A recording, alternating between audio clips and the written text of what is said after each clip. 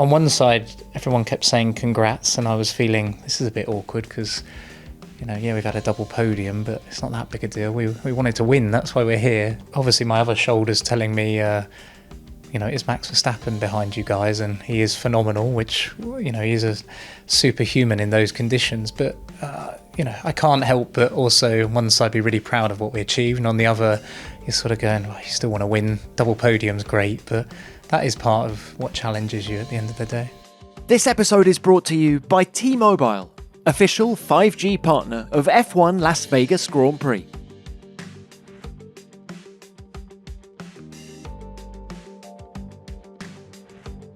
Welcome everybody to this week's F1 Beyond the Grid. I am delighted to say that we're joined by Alpine Team Principal Ollie Oakes. Ollie, it's great to have you on the show. How are you? I'm all good, thanks. Yeah, well, better as of Brazil, yeah. Well, do you know, it seems like a good time to have you on the show after the double podium. It's good planning, yeah.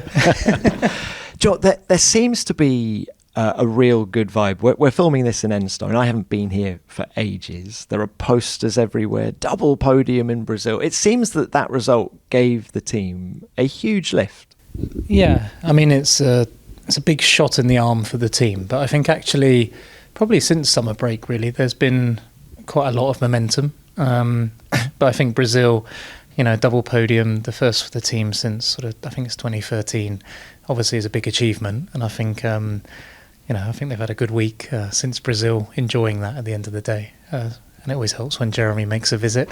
Jeremy Clarkson. Yeah. I was going to say, how did you celebrate? Well, yeah, I didn't get to be part of it. I was in Geneva, unfortunately, for a commission meeting. But no, he was here yesterday, and true to his word with this team, he's a big supporter, and I think that went down well. Ollie, it's important to celebrate the good times in motorsport, not just Formula One, because I feel there's such competitive paranoia in this business. People are always afraid of being caught up or not being fast enough, that sometimes people don't celebrate the good results. Yeah, I think there's always this balance, isn't there? You go, don't celebrate too much because we can't have too many hangovers. We've still got 3 races to go. But also, a lot goes into any result, any season, any race, that when it does go well, I think you need to enjoy the moment, and I think that's a tricky balance, but it is what at the end of the day everybody needs to feel part of it, and the teams are massive now, aren't they? Not everybody's there at the track, so I think it is important to come back and everyone be part of that success. You talked about momentum since the summer break, then Brazil comes. Was Brazil lucky, or do you feel that things are really going in the right direction here now? I think, you have to be humble and say it was lucky to get a podium, because at the end of the day, we're not quite a front-running team on genuine pace. But I think, Saturday in the sprint, we were 7th there with Pierre, and, that was a genuine pace of the car. And we've seen that since the sort of upgrade in Austin, where we've been continually in Q3. There is momentum in the team. I think, obviously, I started just before the shutdown, and the team had an upgrade that came to Spa and sort of stayed on the car. So Zandvoort, my first race, we had points as well. So, but that was sort of on the cusp of sort of 9th or 10th. So I think that sort of rate of progression now is genuine. But I think obviously Brazil was a real special result, not least to have both cars on the podium, because it's not lost on me. That's also no small feat today with a competitive grid. Yeah. So it's 2 months. I mean, what conclusions have you reached in that time about everything here at Enstone? I think one of the biggest things really is just this team has a lot of great people. It's got an amazing chemistry. I dare say the walls have absorbed more info about Formula One and motorsport than any factory sort of on the grid, with what it's been through various guises. But I think, the main thing really is just making sure we're all pulling forward together. I think a lot's been said in the press the last few years by different people who've sort of led the team, or, former employees of the team, and everyone has their own opinions. I've been here now, I dare say, sort of 16, 18 weeks. I can't take any credit for anything so far, because at the end of the day, you are the leader, but it's everybody else within the team who's been pushing really hard. Before I came, they'd had a tough start to the season, but everyone knuckled down to sort of bring performance, and I think you're seeing that sort of these last few races, that's sort of paying off, really. How's morale? Because yes, you say it was a difficult start on track, but there have been redundancies. Then there's the news that Viri's not going to be have a Formula One arm to it from 2026. How would you describe the morale of the team? I think there's a little bit of confusion there, I guess, is the fair word to use, because some of the messaging has sort of been twisted out of context. For example, we didn't really make anyone redundant. We reduced a couple of areas where you could say it was underperforming. You could say we needed a personnel change in those areas, but actually the general team itself, the people, the sort of approach they take is they're all races. Enstone has something special about it, and those are here. They care massively. That was probably one of the first things I realised when I sort of took the job, and I was coming in during the shutdown and seeing those who, are allowed to work on the sort of infrastructure side, how committed they were. It's long days. It's just a week to sort of get stuff sorted. And then that first Monday and Tuesday when you're going around and meeting people, there's so much passion here for racing, and they really care about the team. And of course, some of those decisions that have been taken this year aren't easy. The Viri topic is one that's very personal to the team and a lot of people, because that is a really great history of being a works team. But also times change, and you see that in all sorts of sports teams in different areas, that you can't rest on your laurels. And I think we have to be honest, which I think the analysis was done sort of before I started, and board level, that the decision to become a customer team was in the right interests of the team. And I know it was a difficult decision. I know there's a lot of emotion there, because we are proud to be a works team, and we still have a year all together next year. But I do feel that was also a big statement of intent, really, of where we want to go. We're not here just to be making up the numbers. We want to be pushing forward. And I think I was pretty open, maybe too honest, when I said, being selfish, I just want the best engine in the back of the car. At the end of the day, for me, we're here to go racing. I want to be at the front of the grid. I don't want to be walking to the back. And cruelly, the choice we made was to get the best engine in the back of the car and help the team keep climbing back up the grid. How can you be so convinced that Mercedes is going to be the best engine in 2026, given the regulation changes? I don't know the full ins and outs of the decision, because it was slightly before I started. But if I was to pick at it, I'd probably turn around and say, well, history does show that every time there's been a regulation change, they've been strong.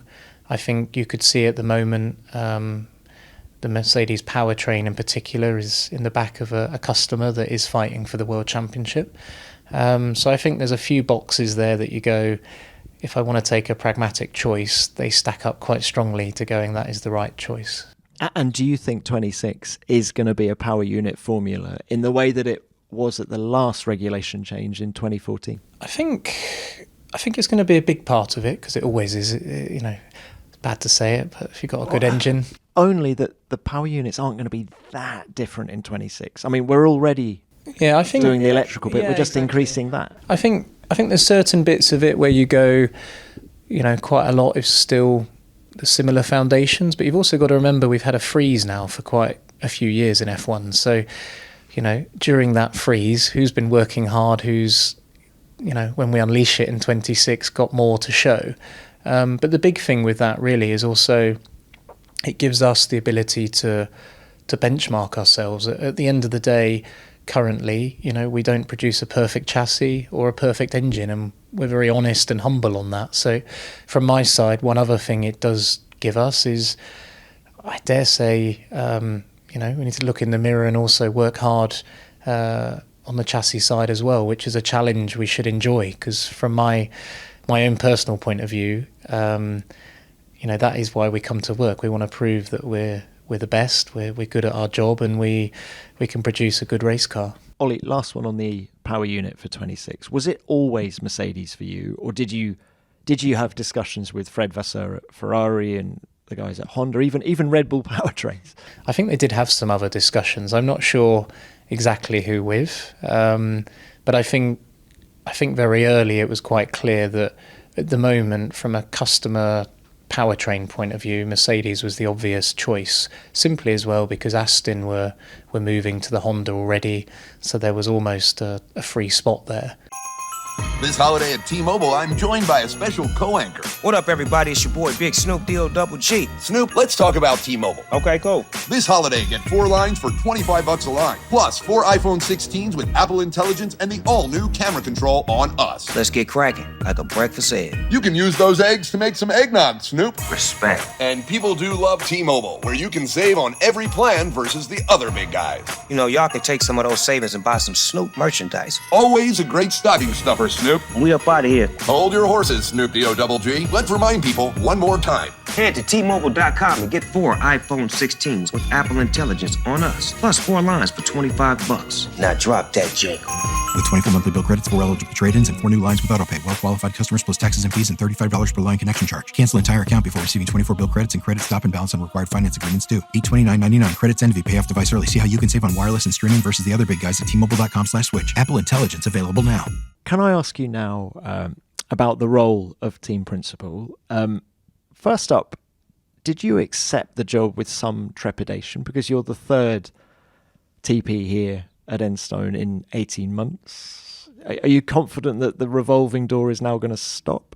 I think my trepidations were more around the life choice than really the revolving door. At the end of the day, and maybe you could say I'm naive, but I really believe that it's a privilege and a really big responsibility to be a team principal. And I think you don't come into it worried about the revolving door. You should come into it with the responsibility. There's 900 odd people who depend on you to give them leadership and support. And I think that was the first thing for me. Am I able to bring something to this team that perhaps wasn't here before? Perhaps it's a different way of doing things, and would it click? Because at the end of the day, I think, in Formula One and even in sports teams, a lot of it is about chemistry. It's not just money, it's not just the politics. It's really about the culture within the team and what the leadership understands about that and what they bring to it. And for me, they were the main sort of personal questions in my head.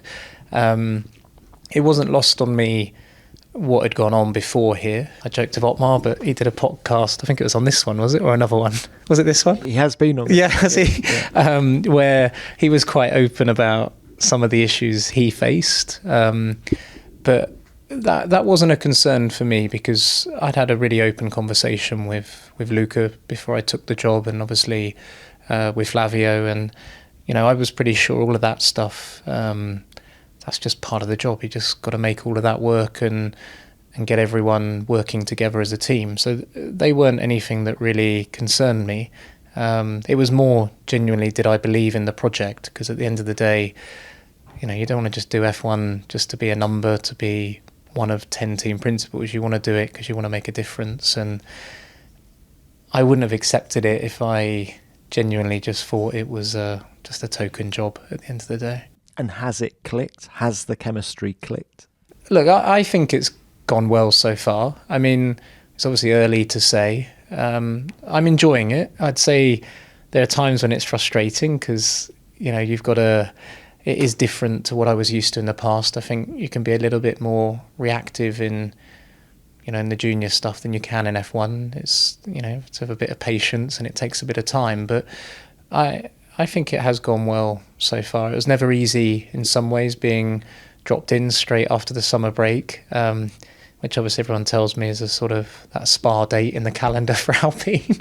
But that's fine. That's part of the banter that you're always going to have. But I think it was actually a good thing to be straight in and getting to meet everyone and getting into a run of races because, if you come in just in the winter, you're sort of blind to really the other side of the team. So I feel grateful that it was done in that way. Probably it was a bit intense to start with, but now it is good. What surprised you about the job? Probably all the media stuff, if I'm honest. More of it than you were expecting? I mean, I think that, as Sam will attest, it wouldn't be something that I would particularly choose to do. I'd much rather hang with the mechanics or the engineers than being the face of a team. But that obviously comes with a job. I'd say that was one thing that, obviously, I should know that because you follow F1 and you watch it, but I was thinking the other day how much time all of that does take from really getting down into the stuff you want to be doing. Look, and Ollie, what kind of a character are you? Are you a glass half empty, half full? Are you an optimist? Do you have to be an optimist to lead a Formula One team? I'd say grounded, a little bit more on the side of humble and negative. And I mean that I always prefer to focus on the sort of basics and worst case and, let's get them right. And then there's loads of opportunity if we're doing that. So, but I wouldn't say I'm an optimist. I just genuinely really believe in, if you're doing the sort of basic things right, you're going to be good. And for me, it's interesting in Brazil, really. On one side, everyone kept saying congrats, and I was feeling this is a bit awkward because, we've had a double podium, but it's not that big a deal. We wanted to win, that's why we're here. Did you genuinely think that? Given where the team was at the start of the year, last row of the grid in Bahrain? I didn't think, obviously, before I took the job, any of that, but I think when you're there in the race and the race was unfolding the way it was, the racer in you wants to win at the end of the day. Obviously my other shoulder's telling me, is Max Verstappen behind you guys? And he is phenomenal, which, he's a superhuman in those conditions. But, I can't help but also on one side be really proud of what we achieved. And on the other, you're sort of going, you still want to win. Double podium's great, but that is part of what challenges you at the end of the day. Can I ask you now how the job came about? Was it Flavio who reached out to you? Was it Luca Di Maio, the boss of Renault Group? Let's say when it became a serious discussion, it was two meetings with Flav. And then, it was quite easy to see the chemistry between the three of us and how aligned we were in our vision for the team at the end of the day. And I feel lucky, I'm pretty young. Flav's been there and done it, I think twice he tells me, to have his support and he be part of that. And Luca's been brilliant as well. Both of them, we've got a WhatsApp group and they are fully behind me, every time the car hits the track as to how's it going, and in a way that's supportive as well. They're never there undermining. They genuinely just really care about the team and want to give all the support they can. That's my next question. They give you support. Do they give you freedom to do what you want to do in this racing team? Yeah, I mean, at the end of the day, teams now are big. I'm always amazed when people think with 900 people you can just do what you want with no process, no sign-off. That's not reality. And I don't think it is in any company, unless I'm wrong. But no, they give me complete freedom. But also, I don't think it's about freedom. It's actually about real decisions that you've discussed, you've sanity checked, and you're all aligned on. Because at the end of the day, what's right today might be wrong tomorrow. And I really believe, actually, any team, but this one in particular, what should hopefully be different now is having that alignment with the leadership at the top. And I think that's a big part of being able to be nimble, quick to react, but also put what's right for the team first as well. But it's deeper than that. Go back to the famous podcast where it was discussed about sort of some of the meddling and what areas report to other areas. What's actually a good thing in the team is we are part of a big group company. And like all things, we need to be proud of that because they support us to go racing. They've been with this team a long time. And I think all of those sort of parts of who we are as Enstone, that is a good thing. And we just need to all work together. Spark something uncommon this holiday with just the right gift from Uncommon Goods. As the holiday season kicks into gear, finding the perfect gift for your loved ones can be tough. Luckily, Uncommon Goods has it all covered with one-of-a-kind hand-picked gifts that'll stand out from the crowd. Whether it's for your fellow F1 fanatic or anyone else on your list, Uncommon Goods has something special for everyone. They even have gifts you can personalise. I found some real gems, like their custom map art. If they have a favourite F1 circuit location, consider creating a custom map of that place, or it could even be a map of a location that holds special memories for both of you. No matter what you're into, you're sure to find meaningful and unique gifts that'll make your friends and family say, "That's exactly what I wanted." Every purchase at Uncommon Goods supports artists and small businesses, and items are often created in small batches, so I jump in before they're gone. Plus, with every order, Uncommon Goods donates $1 to a non-profit of your choice, making each gift even more impactful. To get 15% off your next gift, go to uncommongoods.com/grid. That's uncommongoods.com/grid for 15% off. Don't miss out on this limited time offer. Uncommon Goods. We're all out of the ordinary.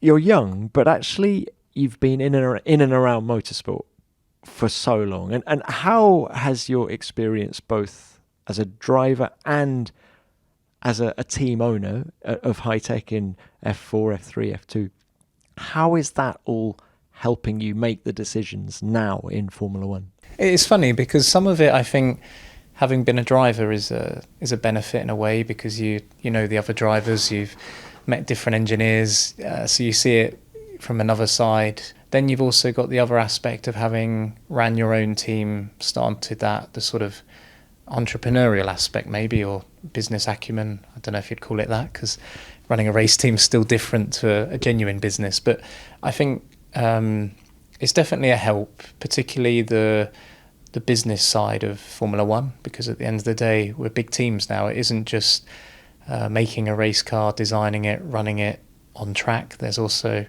the finance, the HR, the legal. So I think all of that all goes into making you who you are. And I feel like it's strange to say it, but I probably had 2 or 3 sort of phases of my education, I guess you could say. You sort of got your youth, where you have your karting career. I think I started karting when I was 4 years old, which seems crazy now. My daughter's 4. I'm thinking, would I let her have a go or not? Thankfully, she's not yet into it, but as soon as she comes to CF1 Academy, she might change her mind. So you sort of have that phase of your life till you're sort of a teenager, and then I had my racing career till I was sort of 23, and then high-tech sort of the last, next year will be the 10th year of the team. So I feel like all of that, of my upbringing and going through that, definitely does help. Has been leading to this moment. Yeah, I wouldn't say leading, because it wasn't really on my radar per se as something I must do that. That was my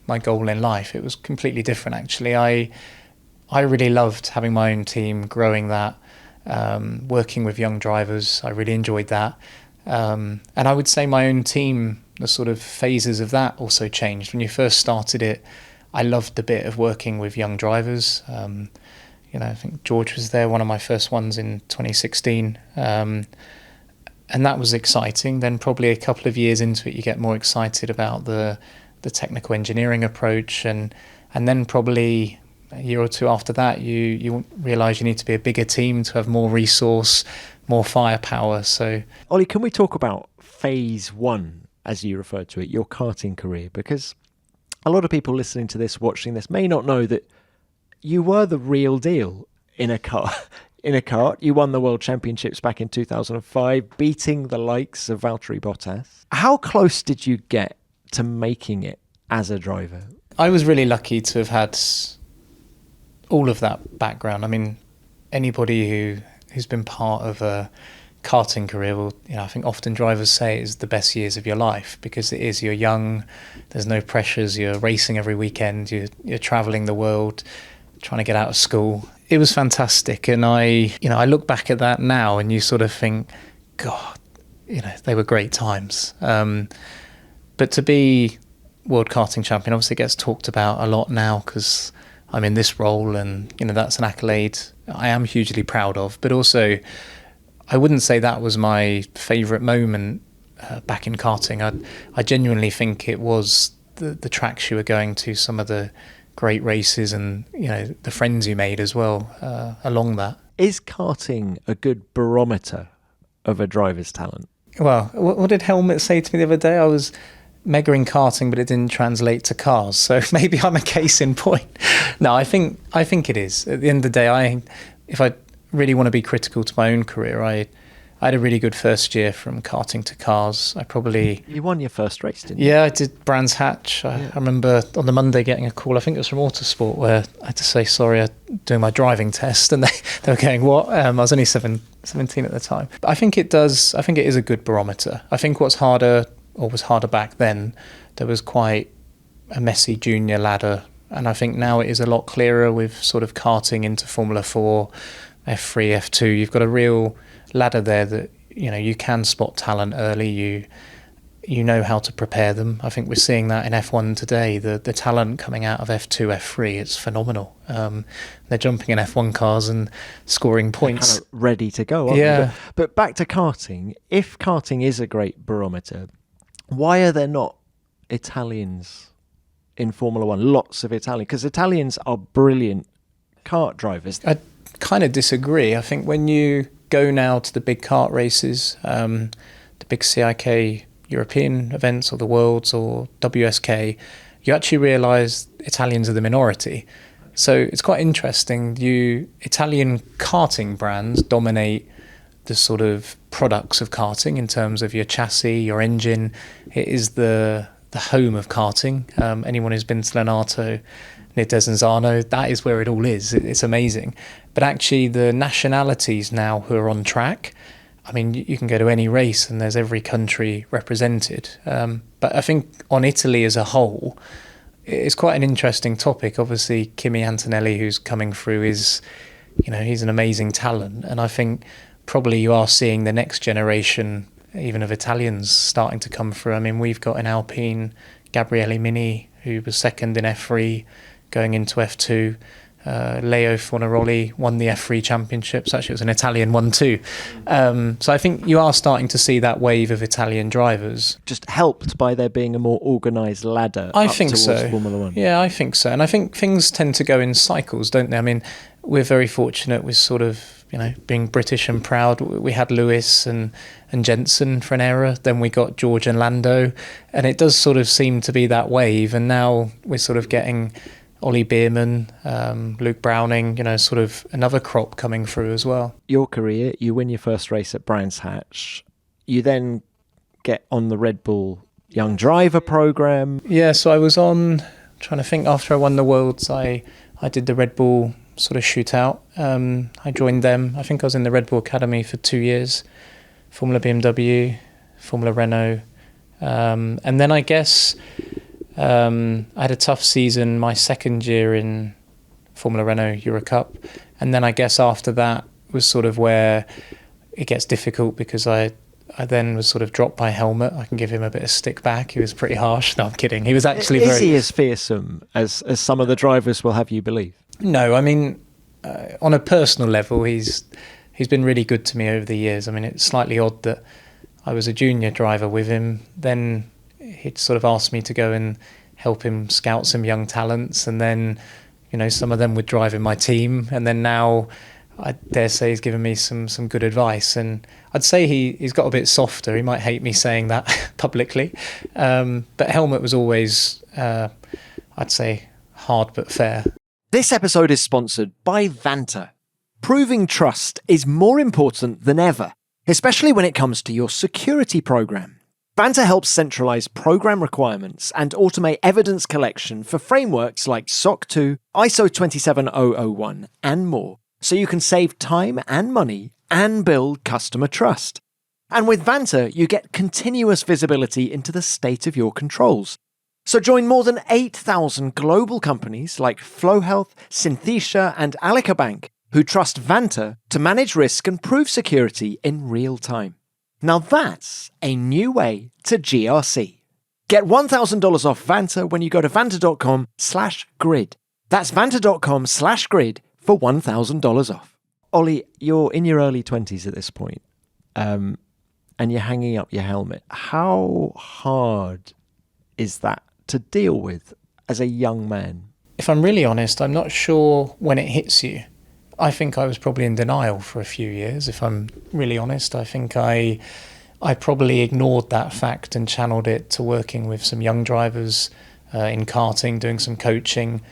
I still sort of grabbed my helmet when I was asked to go and do a test day or something. But I think it probably, although 2010 I sort of stopped doing a full season, I guess it was for a year or two you were still wheeling and dealing, trying to get a drive, doing a test day, working with youngsters to pay your bills. And I guess it's probably 2-3 years after that where it hits you in, oh crap, I really missed that.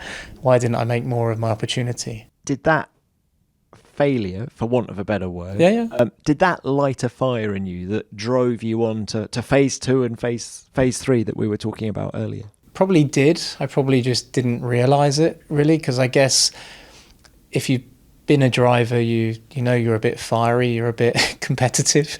So maybe, in certain situations that's still within you, and that's why whether you're on the pit wall and you're, I shouldn't say this, but busting the balls of your guys to, come on, let's go for it, maybe that's still within you. But I wouldn't say because I stopped driving, I was like, right, I want to be a team boss or this. It was just very natural, very organic, that's what I knew. That was sort of, I want to say I was skilled at and good at, but obviously it's very different from being a driver to running a team. But probably then I thought, it's the same. It's, I'll be able to handle it. But that was probably maybe cocky, maybe naive. You need a bit of that. You're young. You want to climb the ladder in whatever shape or form. I think I just really loved racing.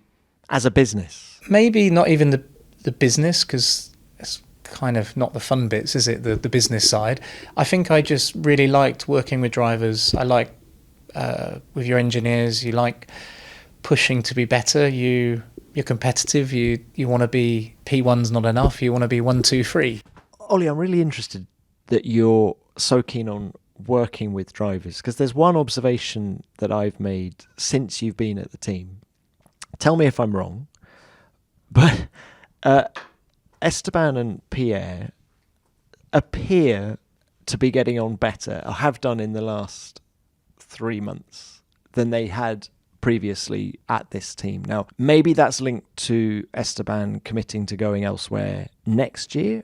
Is that a coincidence, or do you think that's your influence? No, I wouldn't take credit for it, because in a nice way they're adults themselves at the end of the day. I think probably they've been tarnished a little bit wrong. Well, not wrong, because obviously there has been incidents, so everybody's entitled to their opinion. But F1 today is a big business, and everyone's a keyboard warrior, has an opinion on how things should have been handled. I think from when I started that first race in Holland, I was pretty straight with them, and I mean that in a sort of just a normal way it would be, whether it was an F4 driver in high tech before or F1 drivers. At the end of the day, we're all human and we need to work as a team. And I just said to him, look, I'm never going to slag you guys in the media. You're professionals, you know how to race, you know what's expected of you. I think they had been, it's fair to say, they'd had their run-ins together. I cracked a joke actually post-Brazil in our internal memo here that it's nice to see them have a hug. It's been a long time coming. But also, in seriousness, they both are utter professionals. I don't think they've been given enough credit. Where the team started the year, wasn't where this team should be. And they didn't complain. They knuckled down. They worked hard in the sim. They pushed the team. And they're brilliant. We saw that in Brazil. In those conditions, the job they did, they are top drivers. Maybe me coming, someone new, my background, I've known both of them a few years. Maybe there was a bit of trust already there. From my point of view, it's just making sure they know what you're going to accept and what you're not. Sure, it helps that you've raced. Yeah, probably. I think as well, it's just honesty, isn't it? You're always going to have moments where, as a driver, you're going to be a bit hot. So 30 minutes after the session, let them cool off a bit. I joke with Sam, but don't take them to the media pen straight away. Just give them 20, 30 minutes to kick a wall or something, and then, realise they do represent a team and, they are role models. But I have to say, since I've come, they've both been brilliant. And, particularly Esteban is leaving the team, so he could be within his rights to probably be a little bit disgruntled or difficult, but he's been absolutely mega. And, I feel grateful I've got them both, yeah. You have experienced the highs and the lows of motorsport. We've talked about the low of the end of your driving career. There's another low that I'd love to ask you about, which is high-tech Grand Prix. So you start high-tech in 2015. You've spoken already about wanting to grow the team. You go Formula 2 in 2020. You want to go Formula 1. Yep. You applied for an entry in 2026. The FIA turned you down. How tough a moment was that? Pretty horrible, because I had 80 people who were working for me for 2 years. They did a phenomenal job, I think. That was an ambition I had, because I really wanted to have my own team and sort of, join Formula 1, because I felt we had the resource to do that. What was different with high-tech was it was my team. For many years, how I'd grown that as a business, we didn't have a big benefactor, so we were balancing the books and growing, and we really had it was a great group. And then I built on the side of that for 2 years, another 80 people getting ready for F1. And when I had to tell them, the FIA hadn't chose us, it was a pretty tough day, partly because as well, a lot of people had joined the project, left other teams to be part of that and believed in it. And I don't know if anybody's had to do it. It was another box tick that I'd never want to do again, to face the workforce and say that. And also do right by them, trying to find all of them other jobs within F1, supporting them for 6 months to sort of make sure no one was sort of hard done by. That was a big commitment, but also I'm proud of it, because, they really built up something great. It wasn't meant to be. And obviously it's interesting today, because certain journalists keep Googling the company and going, oh, high-tech plans to enter F1. I was like, that was 2 years ago. You need to wake up. But it was a good experience as well, because probably taking this job, although I spoke about being prepared for it, having been a driver, having had my junior categories in high-tech, but I probably haven't publicly spoken about, let's say, that F1 startup for sort of 2 years, which also was a really good education as well. Have you given up hope of having high-tech in Formula 1 one day? I guess never say never, because at the end of the day, who knows, what'll happen in years to come. But I think at the moment, obviously, I'm leading Alpine. I'm fully committed to what we're doing here, and this isn't a short-term project. Would you like skin in the game here? Of course. Yeah. Luca wants to give me some. but Ollie, 24% of the team was sold, I think it was a year ago, to Otro Capital, and there's a who's who of world sport who have invested I think that. That's a long-term topic. At the end of the day, I think Luca's been clear. He's fully committed to this team and what we're doing, and I think at the moment we're focused on the next couple of years of climbing back up the grid. I think it's not lost on me. It's sort of a bit the approach today to have some skin in the game as the leader, because genuinely that does seem to add a bit more chemistry to it. But I feel already I'm a big part of it. The three of us at the top there with Flavio and Luca, we're all massively committed to this, and I think it's already enough. This episode is brought to you by Bitdefender, the official cybersecurity partner of Ferrari. In cybersecurity and Formula 1, every millisecond counts. Only the most advanced cars and dedicated teamwork win races on the track, and only the most advanced security technology and elite specialists have the power to prevent, defend, and stop cyber attacks. Technology makes all the difference in who has a clear advantage, where Bitdefender is renowned for driving leading-edge innovation in cybersecurity. Bitdefender helps safeguard the data of Ferrari. They supercharge the cybersecurity team's ability to swiftly identify and respond to any threat that arises. Bitdefender has earned the trust of Ferrari for its commitment to innovation and for being at the forefront of cybersecurity to manage continuous and evolving challenges. So join the millions of consumers and businesses that trust Bitdefender to protect their digital worlds. Visit bitdefender.com to learn more about why Ferrari chose Bitdefender to stay ahead of cyber threats and how you can make your digital life safer. Can we throw it forward to 2025 now? I thought you were saying 2030. Who knows then? Let's start with Pierre Gasly. He's the incumbent who's going to be staying on. Do you think Pierre is ready to lead the team? Yeah, of course. Like, easy. He's already a leader. You know, at the end of the day, you know, both him and Esteban are super experienced in F1. They've been in several teams. They've been in it for years. So I think Pierre will naturally be the leader next year because he's been here. But I don't really see it as that, if I'm honest. I think, you know, Jack will jump in and he's got his opportunity. He's got to be quick straight away. And I think we're seeing that in F1.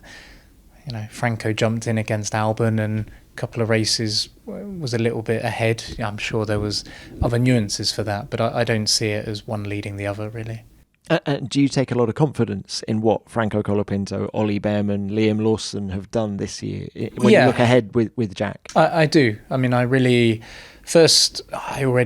was confident because having, you know, been in the F2, F3 paddock, seeing the talent that's coming through there, I dare say how strong the championship is in terms of producing talent and the quality of the cars we're racing and the job Bruno Michel's done there to basically lift the whole championship there, that you can see a kid can jump out of F2, go and jump mid-grid F2. Mid-grid, not even winning. Yeah, it's true. That's a sore subject at the minute because all the young drivers there think it's easy now, which, you know, we also have to say, you know, credit to Franco and Ollie Behrman, because to handle that pressure jumping in, that isn't just talent as well. That, you know, the mental capacity there to deal with all of that thrown in is really impressive. I mean, I think Ollie, you know, everyone spoke about Behrman in Saudi when he jumped in, but for me, I was more impressed in Brazil when he jumped in because, you know, that was a pretty treacherous weekend and there was all conditions. It was a sprint weekend, it was wet, dry, and even the race on the Sunday in the rain, if you looked at his pace, it was pretty good, which a lot of the rookies found tough. And have you been given a time scale, a timeline from Luca De Meo, from Flavio Briatore about when you need to deliver, what is it, podiums on a regular basis? Oh, we've done that now. No, I'm joking. No, I'm kidding. No. I mean, Laurent Rossi came up with a 100 race plan. Yeah, I've heard that. Yeah. When are we going to hear anything like that from you? I kind of disagree with that because I think you've got to be pragmatic, but you can't also just be resting on a plan. You've got to be flexible as well. I think I said it when I got here, really. There's no magic. At the end of the day, we just have to get the team working together. We have to produce a better car. And I think this year, one of the main positives I see is that we've brought performance to the car. We had a tough start to the season, but actually the upgrades we brought have worked. We've done it twice. You know, that shows that we've got a good group here. We've now got to carry that on during the winter. And I really believe that sort of, you know, we do a launch car in March that hopefully should be continuing that trend. And then 26 new regulations, new PU in the back of the cars, a lot of opportunity there as well. So I really see it as sort of, I dare say, the next 2-3 years as my sort of short term. You know, and that's fun because at the end of the day, next year is a big sort of compromise of, you know, you've got to give resource to the current car, you've got to get ready for the new reg change from January as well. And again, that's fun to be making those decisions. And when you're thinking of where to apply the resource, is it all about 2026 in your mind? No, I mean, I see, you know, a couple of teams are sort of keep coming up with saying, oh yeah, we're taking the pain now. And I'm going, are you really? Like, because I think there's still lots of things that are important to be doing in the present that will still be relevant in a year's time, even with the new regulation changes. So from our side, we're we're pushing on all fronts. That's what we're here to Are do. you talking operationally, like pit stops, or do you mean in terms of... I think everything. I think even tech, at the end of the day, the rules will be different, but you're still improving all your, I dare say, your performance tools that go into how you develop a car. You still need to be bringing performance, because it doesn't matter what regulation change, that's still the basics of going racing. So from my side, we obviously need to make sure we allocate enough resource that we're not behind the 8 ball for sort of the 26 rules, but we're still pushing in 25. At the end of the day, there's still a lot up for grabs. Yeah. Well, Ollie, it's been great to chat. You've been quite kind, actually. I didn't get too many tricky questions so far, yeah. Now we've got the quickfire question. Oh, really? Oh, God. I didn't know that comes. You talk about difficult questions. Okay. What else are you good at? Good at building Lego. I do that quite a bit for my daughter. How old are your kids? I've got a son who's 1 and a daughter who's 4. Yeah. Yeah, so Lego is the choice, because I bring it as a gift and then I'm left building it. Yeah. Now, which racing person, dead or alive, would you like to be stuck in a lift with? Easy. Probably Roger Penske for me. Okay, why? Because I think he's mix of really successful racing team owner, several teams across the US, NASCAR, IndyCar, sports car, what he's built, a brilliant racing organisation. Never met him, only just from the outside looking in, and then also how successful a business empire he's built in tandem, and just the things you read on a sort of his own personal values. When he bought Indianapolis and he's there greeting fans at the gates, I think that's exceptional. That's more than just running an F1 team, winning world championships in F1. He's done the Holy Grail. Yeah. He's called the captain for a reason. Yeah, I was just thinking that. But Ollie, just going back to your own racing career, when things dried up over here in Europe, did you think about racing in America, pursuing an IndyCar career? Actually, after my first year or second year, very early on, and no, in formulas, after Formula BMW, I was very close to going over to Indy Lights in the US. Which I guess you could say is a bit of a regret. And obviously I follow a lot of IndyCar stuff now, some drivers who've been in my team, Palau and Armstrong, who are sort of over there now racing. And Ericsson's a good mate of mine as well. Would Alex Palau, would he make it in Formula One? Would he be quick? I think he'd be quick, yeah. Was he 3-time IndyCar champion, yeah. I think he'd be very good, yeah. Who would play you in a film? Someone with a receding hairline? No, I'm joking. I don't know, to be honest. Yeah. Are you a film buff? Not really. I wouldn't say in terms of actors. I would say to unwind in the evening, late, you're in the office to sort of 9 or 10, that if you get home and try to go to sleep, you just lay awake thinking about stuff. I'd probably watch a 30-minute episode or something. Is that a regular thing, you being in the office here at Enstone until 9, 10 o'clock? Sometimes. It's good we've got a canteen, it helps. No, that's, you've got to be here and present and committed, but that's not, I don't deserve a medal for that. That's just the way it is. There's other people who are here way longer than me. There's day shift, night shift. I like being here. At the end of the day, it's great walking around and, seeing people pushing performance, stuff being designed, stuff being churned out to be made. That's a really good part of the job, to see all of that happen. Who is the coolest person in your contacts? I guess my current race drivers, do they class as cool, or has it got to be cooler than that? I think on a personal level, Mad Dog, who I haven't spoken to for a couple of years now, but he was always a cool guy. Robbie Madison, who does a bit of freestyle motocross, we met when we were with Red Bull. He'll probably kill me for saying that. We haven't spoken for a few years. Last one. If you hosted a podcast like this, who would be your first guest? Probably Flav, wouldn't it? Because everyone wants to know what Flav's thinking. I don't know really. Yeah, probably just do one with Flavio, talk about our life in Enstone so far. Yeah. Is there one question you'd want to ask Flav? I kind of already asked him it, actually, on one of our first trips to Zandvoort together. by plane. I was asking about when he bought the football club QPR.